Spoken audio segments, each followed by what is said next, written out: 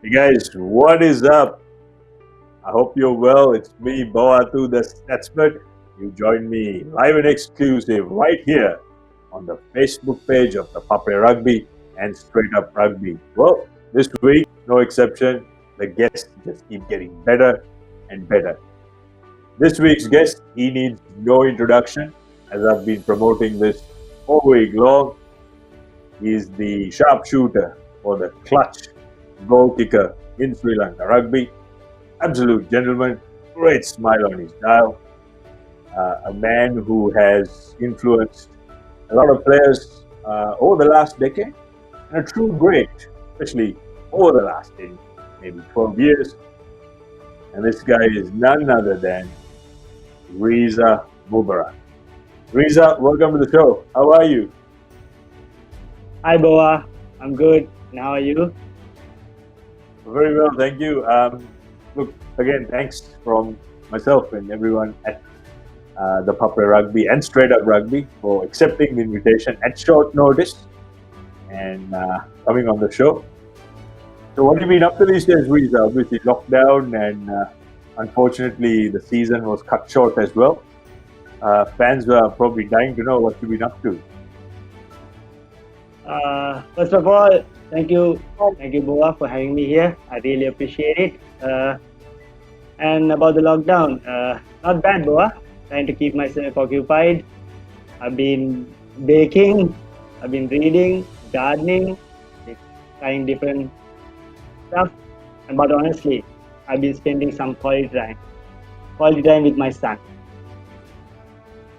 Oh well, that's lovely to hear. I mean, nothing like family, and I suppose hopefully everyone out in the rugby community has been doing the same. So, what's the story with baking? No, because that's not something you hear every day. A rugby player gets involved in baking. What have you been baking? So, I mean, I really like butter cake. And then I thought one day, I've been telling my wife, can you please help me out, make one for me? I like to eat, but then I thought, why not give it a try myself? So I started baking. I watched some YouTube videos and did it. And it was good. It actually came out really well. So do you consider yourself a professional baker now? Not yet, not yet. So look, one thing I have to ask you, I saw some really cool trick shots where you actually was it a 3-pointer onto a basketball hoop, some reverse passing, and then kicking into bins. I have to say you really impressed me because I watched some of the international players, the All Blacks, and some of the players from the Northern Hemisphere do, and of course Quade Cooper with those fancy passes. What made you do all that? And how long did you practice for it? So I came across some of these videos of King Carlos Spencer on Instagram. So, and I thought, why not give it a shot? But to be honest, when you initially see it, it looks really tough. But I had fun doing it. I enjoyed it, and I had enough time, so why not? This was trying to keep myself occupied with that. Riza, one question I wanted to ask you was, well, the burning question was that you announced your retirement. Um, Obviously, unfortunately, because of COVID-19, the season got cancelled. And how did you feel once you knew that the season was over, and then what prompted you to come out and make the announcement? Uh, Well, I knew that this was going to be my last season because at the beginning I decided that okay, this is going to be the last one and that's it. So it's very unfortunate that I couldn't get that one last game where I could play my heart out and walk away. I was looking forward to it. I wanted to make my parents proud, my family, my wife, my son.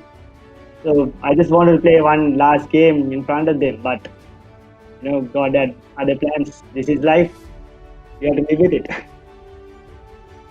So if you did get the chance to play out your last season, what did you have in mind? Because you're playing for CR, and obviously CR had a bit of an issue the last game against But I mean, would that have curtailed your plans, or Sorry, bro, I didn't get you. what I was saying was, if the season did go ahead, Yeah. obviously, CR had that issue against police, and would that have curtailed your plans, or would you do you think that that would have had no effect whatsoever? Would have been all good to play. Yeah, if they didn't have that, I mean, if we didn't get banned, yeah, definitely. I wanted to play one more match. As in, we had two more matches in the league, right? So we had the CH game and probably the third round games in Kandy. So I wanted to play one match in Kandy as well. But as I said, God had other plans. So tell us, where and how did all this start? I mean, obviously you were a star at schoolboy level. You played for Shipatan for 15, 2005, 2006, 2007. Do you want to tell the fans a little bit about your school playing days and how it all started? How Rizah Mubarak came into the limelight to be known as the player? So it was a funny story, Boa. I mean, me and a couple of my football buddies, namely Janit, Vimukti, Johan.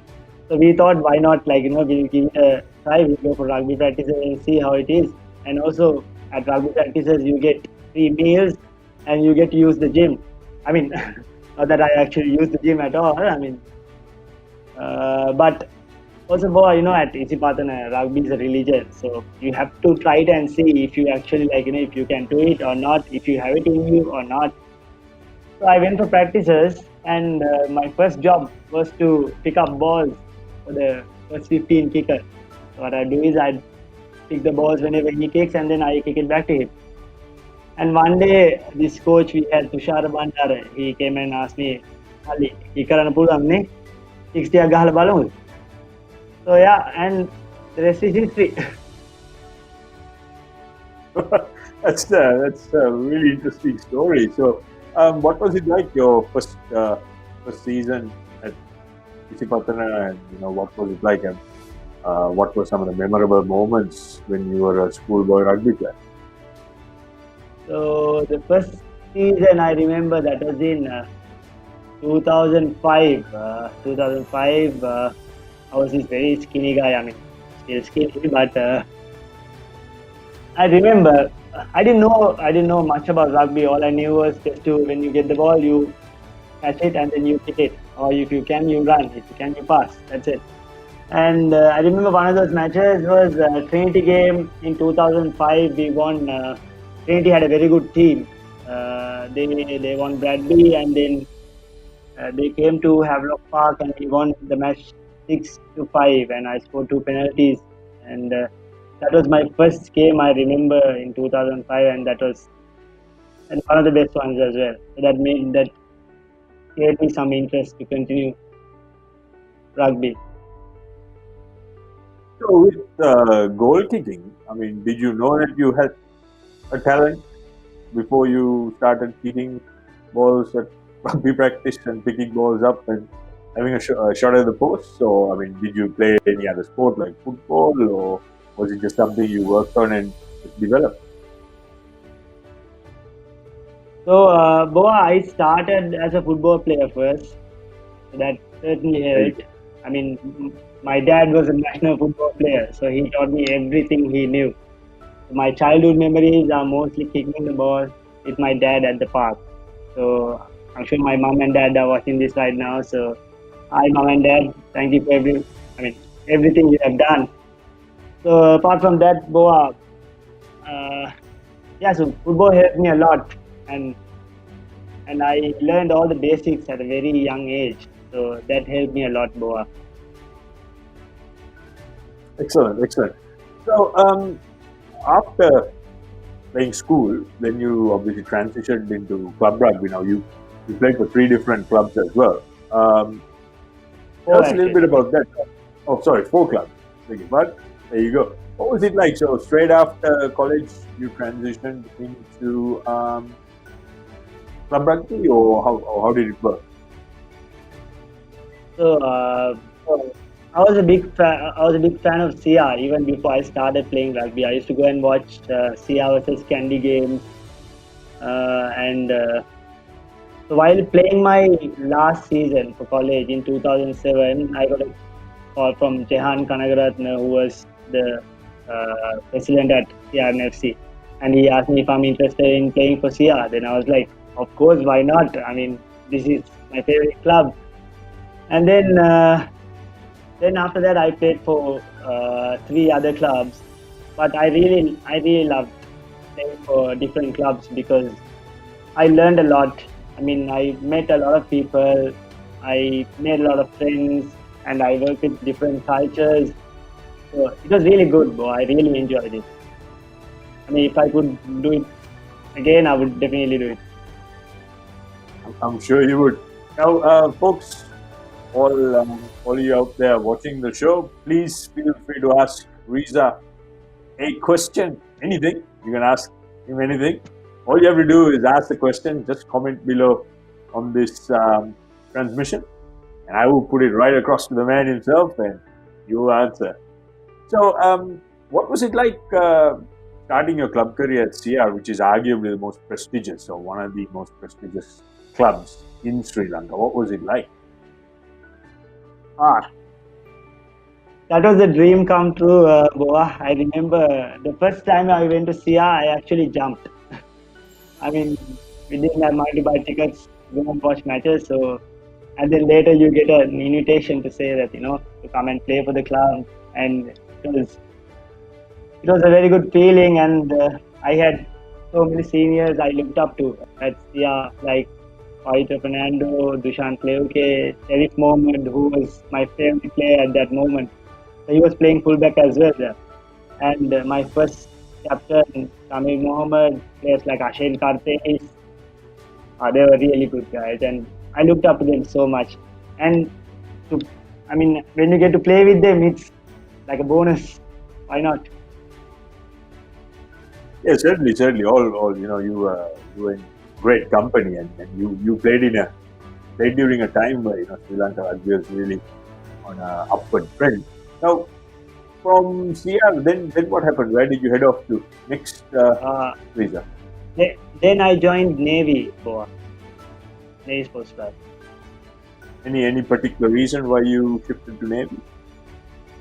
So I mean, I was not okay with some of the management decisions, so I had to, and also I needed a change as well. So I thought, why not? I'll give it a try. And Navy, they've been asking me to join, and then I thought, okay, why not? I joined them. And obviously, you enjoyed your time and you had some very good successes at Navy.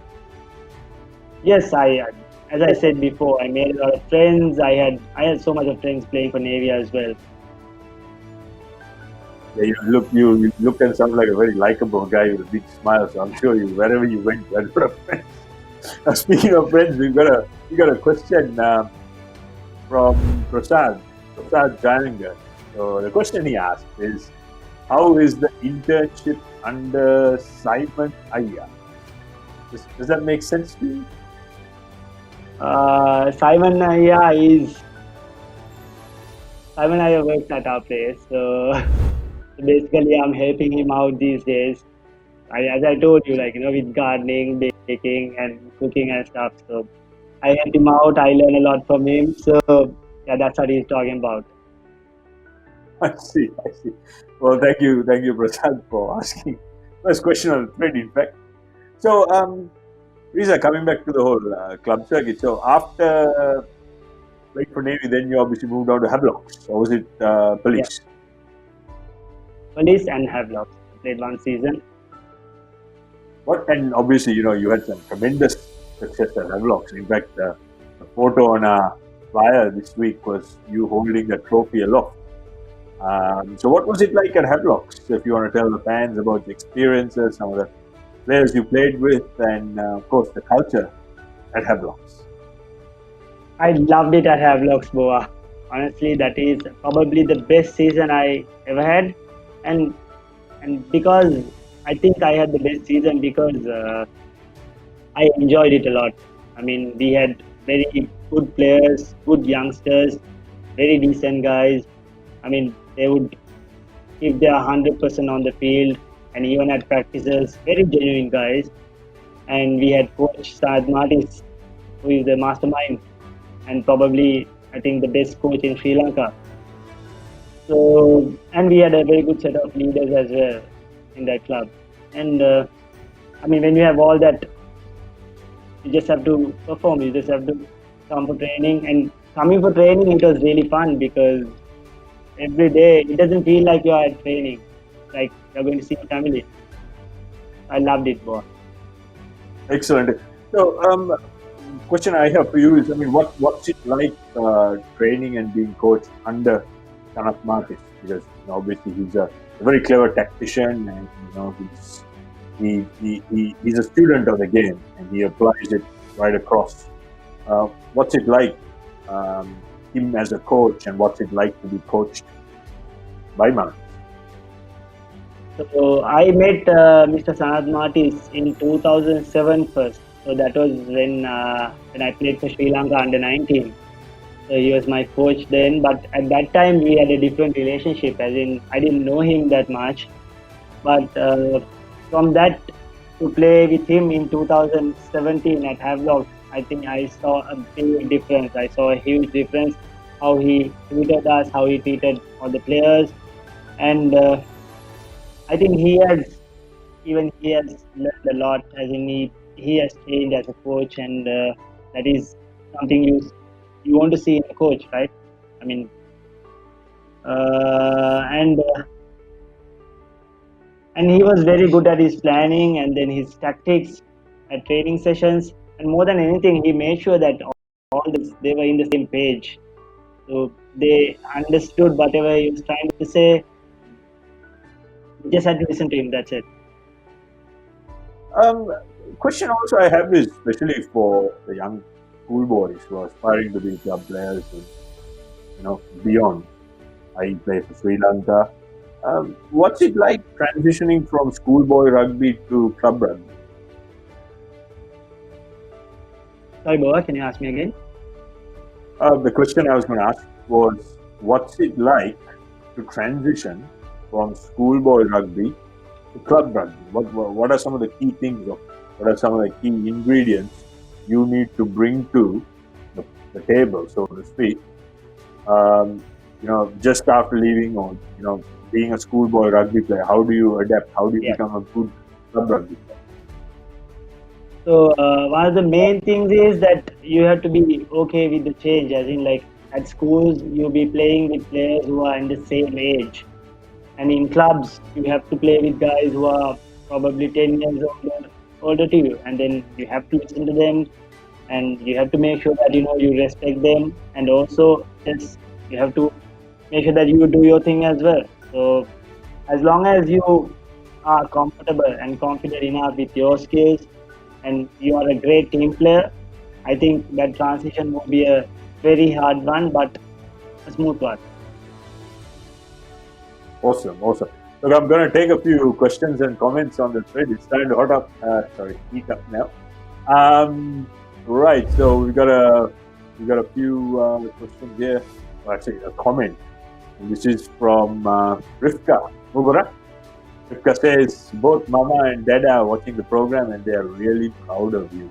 We love you. A lot of love, a lot of great sentiment.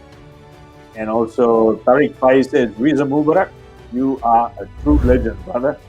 Wow, big ups. And I'm going to take a question from Rehan. Rehan's question is, how is it coaching your alma mater, first 15, this year at Isipatana College? Yeah, what's it like, Rizah? It's good to be back at Isipatana because that is where I started, and I mean rugby is all about giving back.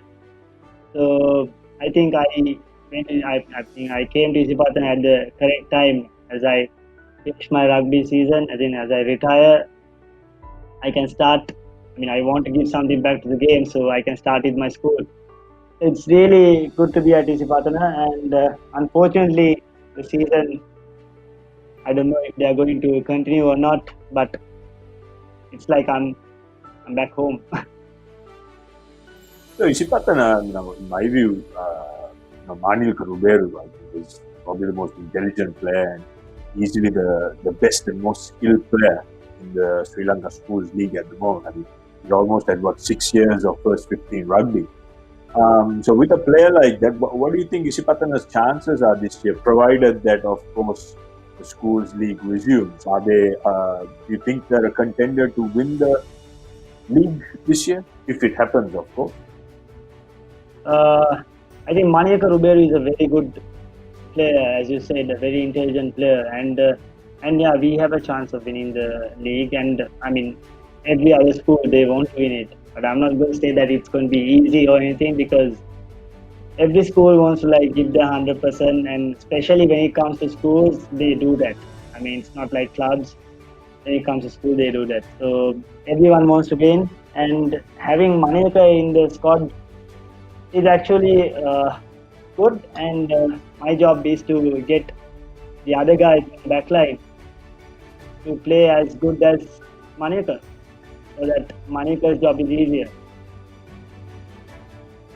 Yeah, I mean, look, I have a lot of time for this kid and his ability to put guys into holes, intelligent passes, great overall kicking game. So hopefully we can see some Patana magic. I love to watch Patana play purely because they love run the ball edge to edge, and with a few of your tricks from the coaching department, who knows? Right. I'm gonna now take you to a really important part of you was when you played for Sri Lanka. You were a key member of a few really great sides in the recent past. What was it like playing for a country, Rizah? Can you take the fans to when you first played for Sri Lanka when you made your debut? So uh, first I played for Sri Lanka in 2008, Boa, under the captaincy of Dushant Leuke. So right after school, as I said, right after school I joined SIA, and the same year I got to play for national. So I would call myself lucky and blessed maybe. And it was a dream come true because as you see these pictures, and I think that is my most memorable one, as in definitely the most memorable one in Asian Five Nations 2013. This is the one where I won the most valuable player in front of my home crowd, and that team, I'll tell you, Goa. I mean, that was one hell of a team. Probably the best combination I've ever played with. But to be honest, Boa, the best memories I have are the one off the field. So look, that's very understandable because judging by all the smiles on those photos, looks like you guys partied hard, especially after the game. So Play hard, tell party the hard, fans isn't about it? absolutely. Life is all about living. So tell the fans about some of your off the field memories, and I'm sure with to the victor go the spoils, and with the spoils come the after parties and the socials. So you want to just tell the fans what you guys got up to after the game? I think it is something that you should live. As in, you have to wear a jersey, you have to play, you have to win, and then you will know what kind of parties those are. I mean, what happens at parties stays at parties. Oh, look, that's a great answer. What goes on tour stays on tour. Risa, just for a moment, I'm gonna change the light-hearted nature and get a little bit serious. Now, when you were playing for Sri Lanka, especially in that era and that period, Sri Lanka rugby was really active, and the bunch of players involved, they were very consistent. So obviously, you guys would have trained and practiced together. You compare that to now, obviously we've got COVID-19, and it's really any national or representative rugby. What was so special about that particular era, especially when you played? Can you tell the fans about how you guys trained, what was training like? And of course, you used the same bunch of players for a good 4 or 5 seasons. what was it like? What were some of the key reasons for that success? So as you said, Boa, one of the reasons would be to have the same set of players to play, and also we have to make sure that when these guys leave, that you make sure that we have better, good players coming up. So in those years, when I say during my years, I think we had coaches, we had very good players, we had foreign coaches, and we had to play against foreign players. I remember in 2012, 2013 season, we had to play against some very big names in the Dialogue League. And I think those things actually helped us. And then we had coaches like Raven Duplessis, we had coaches like Phil Greening, who is currently coaching USA Rugby, and also coaches like Johan Taylor. They were really good, and they had a plan. They were very good with their planning, and made sure they took the best and the most from us. Excellent, excellent. I'm going to take a question from one of our fans. In fact, one of our very ardent followers of the show, Mr. Charit Vijay Vikrama. So Charit's question is, because first of all, I would like to thank you for the service rendered to Sri Lanka and Club Rugby Rizah. My question is, what is the big difference that you see in Club Rugby now and the time you started playing for a club? So obviously you started playing for CR. What's the difference between Club Rugby now and back then? Not much of a difference, Boa, but I would say the game is very competitive now. You see schools, clubs, most of the clubs spending big amounts of cash. Which is a very good thing. But when it comes to players, I think we need to how do you say it? Nowadays players, like for an example, I say players depend so much on their pre-workouts and supplements. This is just an example, okay? From those days. So I wish they would focus on something like mental strength, or now you see a lot of players getting caught for doping and stuff. So I think that's a big difference I see in clubs these days. From those days to now. So when you talk about supplements and pre-workouts, and the market is flooded with all sorts of things. I'm sure there'll be a supplement for you when you walk from the dressing room to the grass. There'll be one supplement, and then from the grass to the warm-up area there'll be another. It's that complex. And you mentioned about doping. Now I'm not going to put you on the spot here, but I'm just asking, in your opinion, is doping an issue in Sri Lanka rugby? Sorry? In your view, is doping? Do you think that doping is an issue in Sri Lanka rugby? I think they have to do some checkups as well. It's good to have doping checkups, because sometimes you might. Yeah, hello. Because what I'm trying to say is it's very competitive now, and there's immense pressure put onto the players by parents, coaches, and fans. They have to perform their best at every game. If they make one wrong move, it's all on social media. So sometimes players also, they don't know what they are doing. They also get carried away. It's good to educate them in those areas, right? Isn't it? Absolutely, and I think because everyone wants to win nowadays, right? Yeah, I think the key word there is education, and I think awareness. And I think you're showing all that experience you gained over the years. A bit more awareness and education, and this is always a very touchy subject when it comes to performance enhancement. Anyway, moving on now. You've been one of the most prolific point scorers in Sri Lanka in the recent past.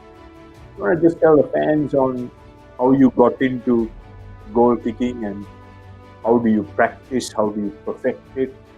And in fact, was it season 2009, 2012, 2013, and 2015?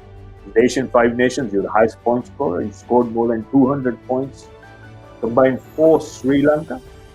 And of course, you were the MVP in the Asian Five Nations back in 2013. So that's one heck of a resume, you know.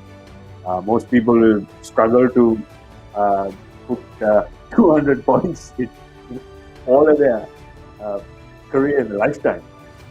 So, what's your secret? What is your secret to success, especially as a goal kicker, Rizah? As a goal kicker, what can I say? So it's basically, I mean, as I told you earlier, my father was a football player, and then all my basics were, I learned all the basics at a very young age. So once you have got your basics right, it's it's just a matter of practice to make it perfect. As in, you try, and then you know when you're practicing your kicks, you know, okay, you try things, and you know if it's gonna go or not. So when it goes, okay, you learn something of it, and when you miss it, again you learn something. So it's basically putting yourself in those situations. And as a starter, I would say just to learn the basics. And when it comes to competition level, it's just you put yourself under pressure, and then try your, I mean, try kicking, and you know you put yourself under pressure and you learn. From a technical point of view, because you know, I've been a big critic, especially in the current school setup. Hardly anyone ever takes any shots at goal. You know, and I've been around a few schools to watch them train. You know, you see goal kickers taking shots at goal for hours on it, but when it comes to the game, they never take the shot at goal. So, I mean, you as a coach, any tips for your fellow buddy coaches and players? I mean, surely, I mean, like, if I was a coach, if I had a player of your caliber who could kick goals from the car park, I'd pick you to start with, and whenever the opposition infringes and if there's a kickable penalty, I'll just take the points. So, any thoughts around that? Why there's a little bit of a reluctance to take penalties, especially at the schoolboy level? I think, Boa, it's the lack of confidence. As in, even I have been there. As in, when you see a kicker practicing, he puts about probably 1 hour, 2 hours at practices. But then it depends what what kind of practice he does. As in, is he just kicking, or is he putting himself under pressure and then he's kicking? So you have to prepare for the moment, I would say.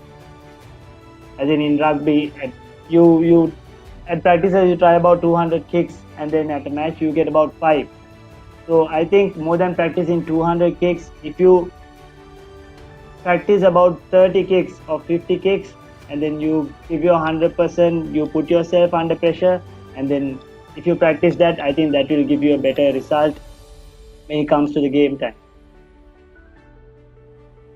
There you go, excellent answer. So, in all you budding kickers out there, no point taking 500 kicks and practice to start with if you're not going to kick during the game. Focus on quality, not quantity. And as you said, Rizah, was it perfect practice?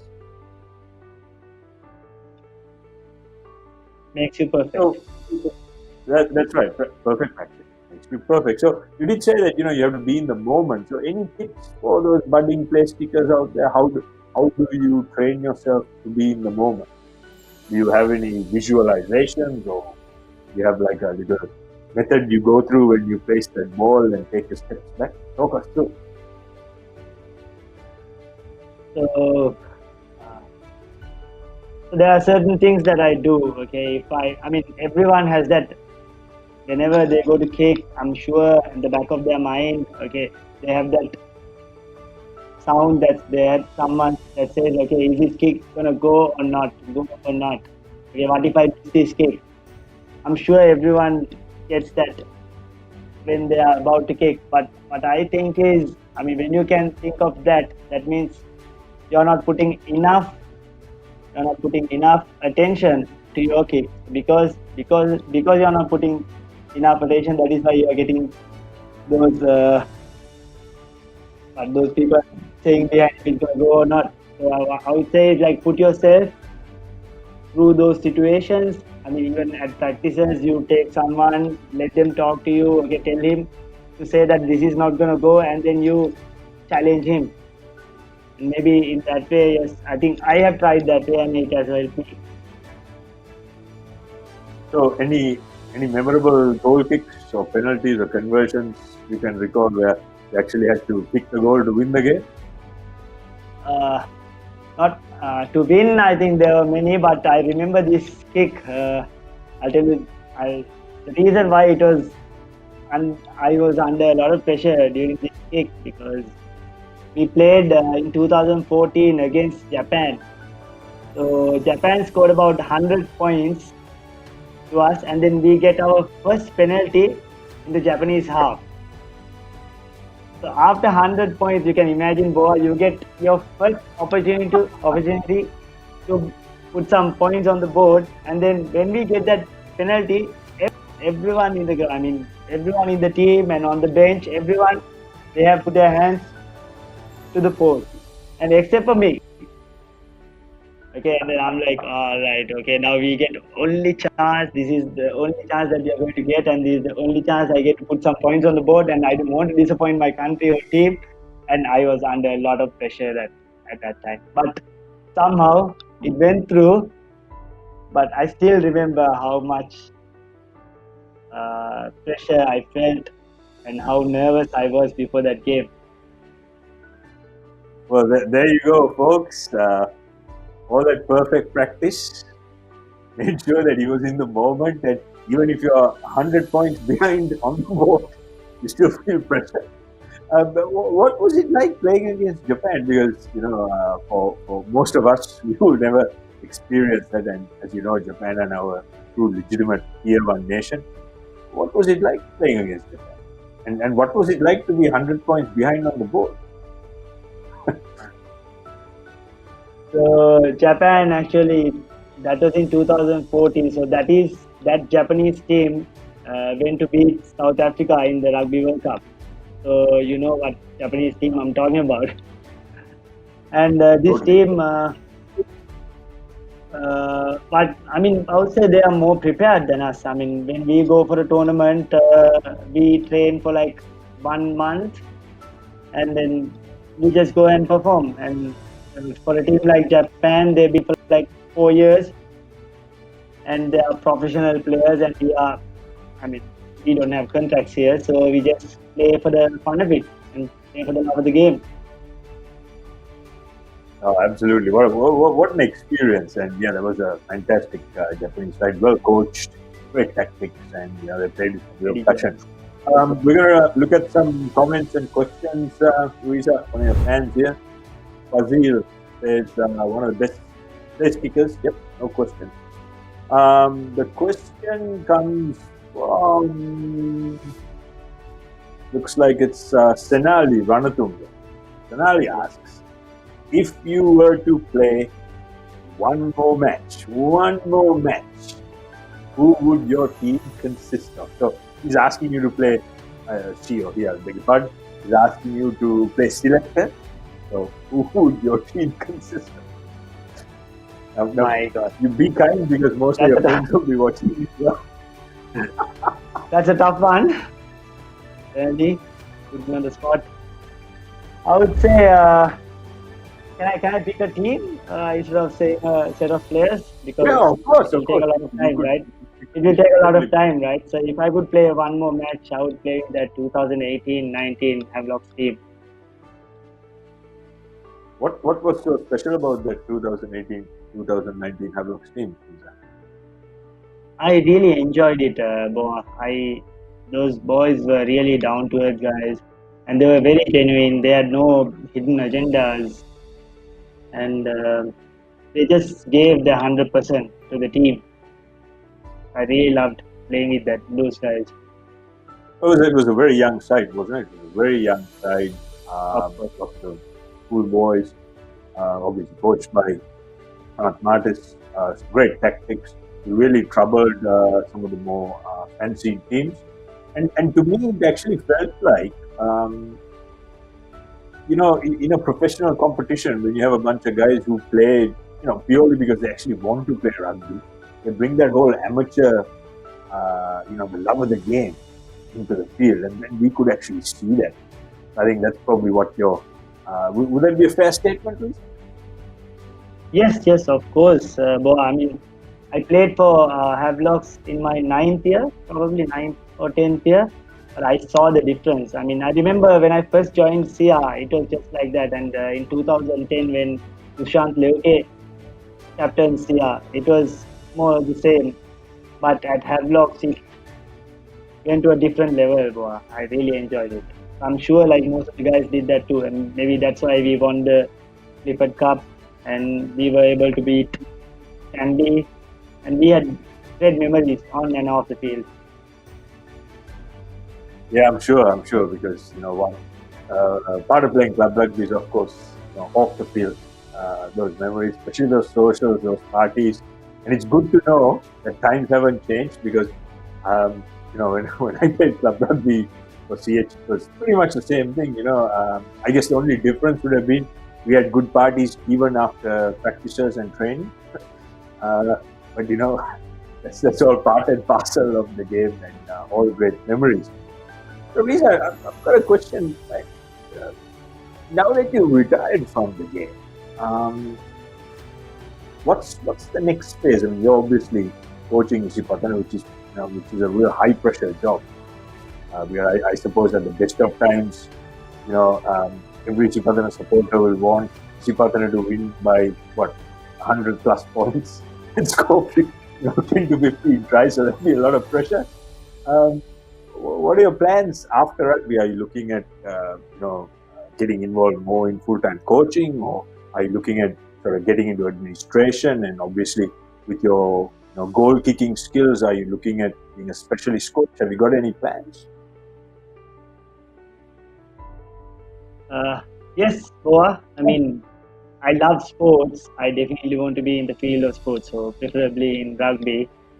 And at Ijipatana, yes, I understand. Like everyone wants to win and they want to win the triple championship, and that's a tough one. So it it is tough, but and for now, I just want to is I want to start coaching, and then also I have missed a lot of time. As in, I've been playing rugby for 13 years, so I haven't spent enough time with my family, my parents, and now that I have my son, so I'm very much looking forward to spend quality time with them.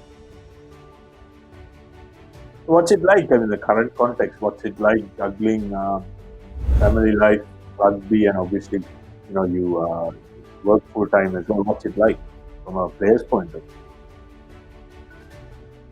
It's really hard, Boa, because we have practices in the morning and the evening, and especially for a guy who has a son.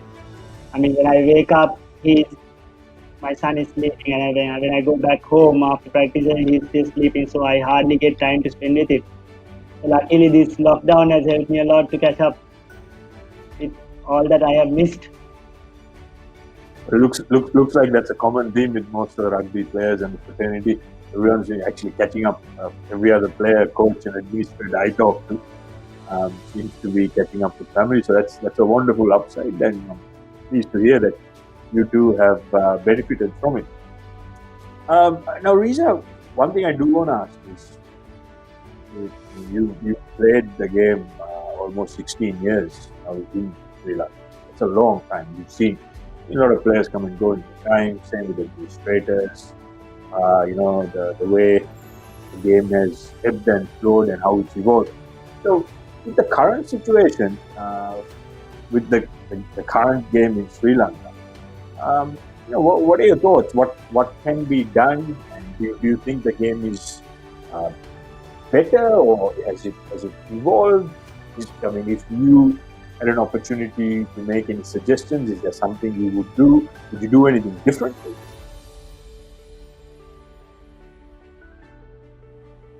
That's a tough one. I As I know. I said, always, I don't ask easy questions. I always ask tough questions. So there you go, mate. so as I said earlier, rugby is very competitive now.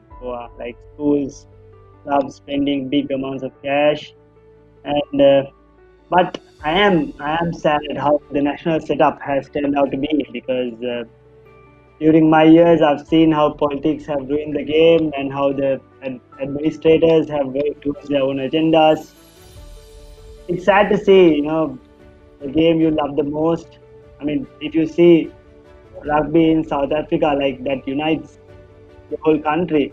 I mean, rugby has united the whole country, but here we are not using it. Yeah. So I think probably a proper structure plan for about 4 to 5 years would be a good start. And what we've been doing is we've been big fixers for the past decade, and it hasn't turned out well on the long run. And another thing I have realized is as a coach and a senior players is that the young players have different challenges, as I said about doping and stuff earlier, and also it's very competitive and there's immense pressure on players and everyone wants to win. Okay, so everyone tries to win at any cost. Personally, this is my own opinion. When I say that winning at any cost, it builds a very toxic culture, Boa. I mean, we don't train our boys for a life after rugby, as in, all we train them for is competition. We don't give them values. We don't teach them how to live after rugby. So it's sad because when I talk to my rugby friends, they say that they don't want their sons to play rugby, and because they know what they have gone through, and they realize it's sometimes it's not worth it. But I'm happy to see the sport evolve to what it is today, and proud of everything that we have achieved locally and internationally. But we still have to do a lot more. That's what I think. Well, elegantly stated. There you go, folks. And that was actually quite nearful, and you had some very strong themes there. Really important, and I think one of the common recurring themes with a lot of my guests in the recent past has been this whole situation about winning at all costs. It's turned into a real horse race, hasn't it? It's all about coming first. There is a big difference, Rizah, and I can relate to what you're saying. There's a big difference between winning and coming first. Very easy to come first, but to win and be a real winner, it takes more than just standing in that podium and holding aloft that trophy. Um, it's all about how and what you do, and what you're willing to do, or what you're willing to give up. That tells the world a lot about who you are and what you are as a person and as a team, what you believe in, what your culture is, and I think what you just said articulates it brilliantly. That's probably the elder statesman in you, after all those years of rugby, um, telling it how it is. So, Rizah, look, Mike, we've had a great um, we've had a great conversation. I'm just gonna get a final few more comments. We've got one of your fans, Nikila Ratnayaga. Love you, Rizah. A big fan. And then Jan Dimitri Vijayatunga says, haha, Japan match we played. Looks like one of your old teammates. The 100-point public. Mind you, no shame there, Rizah. That was an amazing. But Boa, I guess he scored a try against Japan. So the final score was 132-10. Oh, there you go. Let's talk about the 10 points. That itself is a major accomplishment. We have another comment from, looks like, Honorable M. Praz, dedicated and committed player. All the best to you. And we have Shaya Guruge Fernando. Shout out to you from Aussie, Hero and Shari. So there you go. Transnational fans from all over the world, Rizah. Man, I had a lot of questions. I mean, I had a lot of comments from a lot of fans. They were really thrilled that you were on the show. So, please look, as I said, man, we've almost been online for an hour. We had a lot of great questions. Um, and I was going to say we were about to wrap it up, but good old friend of mine and old teammate of mine, Duminder De Silva, asks a question. I'm going to put it across to you. He goes, great guy. All the youngsters who are taking up rugby should follow him. Wow, there you go. He is a professionally qualified guy. Ask him how he balances both and how he, basically how did you do? You know, how did you balance everything? How did you be a nice guy and be a really good rugby player as well? Well, you just have to be genuine. I'm sure, but Dominda, I must be asking about my professional qualifications. Well, what? How do I say this? I mean, how you manage your time? I did my studies while playing rugby, and I was working, and I made sure I balanced everything out.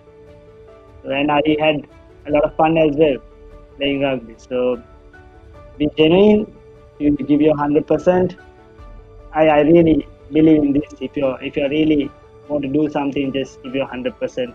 Otherwise, you're just wasting your time and the others as well. So, even in rugby. Thank you, Oh, there you Dominda. go, kids. Oh yeah, Duminder, great guy. I've had some very good memories off the field with Duminder. I'm not going to get into that. But anyway, look, we've got from Geranta Fernando. We wrap the show up, and it goes: if you are the best young player, over to you, my man. Oh, I would say three of the best young players. I'm really impressed. I'm really impressed with Bushid Zubair from Wesley College, and I'll talk about the players who left school in the past 2-3 seasons. I like players like Shaukat Lahir, Umesh Madushan, Azmir Fajuddin, who else? And the Royal Triumph last year, Khalidu, Tuleb Hassan. I'm really excited to see how they turn out to be in future, Goa. I'm sure you are interested as well. Oh, I am indeed. Look, I've got a lot of time to look at especially Shaukat Lahir. I think he's an exceptional player. This kid, he can go a long way. In fact, he's a very intelligent player. He knows where to get involved, and when he does, he really gets stuck into it. He's a typical Royal College number 6, if I may say so. Yeah. I used to be a Royal College number 6 myself. That's why. Superb guy. Absolutely. And here's a very interesting question. It just popped up on the feed. Now, I have to ask you this, man. I really do. Okay. From Nazir. He goes, Rizah, if you get a call from Candy SC to play for them next year, what will you do? Hi Nazir. I mean, I've been getting calls from Candy, but Fazil is a very good friend of mine, and he's been asking me to come and play for Candy several times. But the reason I never joined Candy was I know that they are one of the best teams, probably the best team, but I wanted to play in Colombo and probably win something in Colombo. Not to join the champions, but to play in a team and make them to become champions in a team in Colombo. That's all. But thank you very much. There you go. Well, that's what happens. When you get good, you get called up, and it is what it is, Rizah. So Rizah, mate, look, we've been on air for a good 60 minutes, and I want to say to all the fans out there who ask questions, thank you very much. This show is all about you guys. Fans asking questions, and I know this is a difficult time. There's hardly any rugby. One of the reasons I actually started the show to get people like Rizah and have a Q&A is to make sure we have that connectivity and just keep the whole rugby community engaged. So Rizah, on behalf of the show, on behalf of Straight Up Rugby and the ThePapare Rugby, thank you very much from the bottom of my heart. Before we wrap things up, Mike, is there any other message, any final thoughts to your fans, your family? You want to give a shout out to? Thank you very much, Boa. Thank you for having me on this show. And now, what can I say? Thank you very much, everyone. My mom, dad, Mariam, Noah, and my family. I love you guys. And thank you, everyone who supported me throughout my career. Uh, been a very good journey, and I can't wait for my next steps. So let's see how it goes. Thank you very much, guys. Keep supporting rugby. Well, there you go, the true champion, the true gentleman, Rizah Mubarak. Again, thanks. And for all fans out there, a huge thank you from me and the production crew. All those questions, some really interesting thoughts, some very intelligent questions as well. Next week, we will have another very interesting guest on, a blast from the past. I'm going to tell you who it is. He's had a huge impact. All I can say is he's had a huge, tremendous impact on Sri Lankan rugby schools, club, and of course, national representative level as well. You'll find out who it is. All you have to do is make sure you subscribe to ThePapare Rugby. Click that like button. You can check us out on all social media platforms and make sure you follow me on Straight Up Rugby. No BS, no sugarcoating. You know the drill. Hi. See you soon. Thank you. Subscribe to our YouTube channel for more videos like this. And don't forget to hit the bell icon for our latest content.